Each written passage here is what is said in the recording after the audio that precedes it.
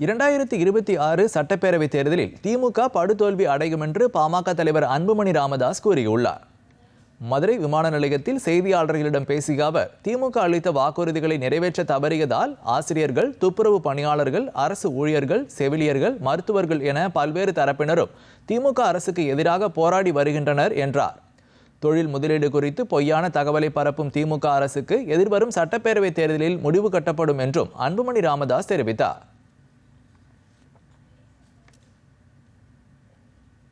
அனைத்து தரப்பு மக்களும் திமுக அரசை எதிர்த்து போராடி வருகிறார்கள். அன்றாட போராட்டம். திமுக மீது மிகுந்த கோபத்தில் இருக்கின்றார்கள். இவர்கள் கொடுத்த வாக்குறுதிகள் வெறும் 13 விழுக்காடு தான் நிறைவேற்றியிருக்கின்றார்கள்.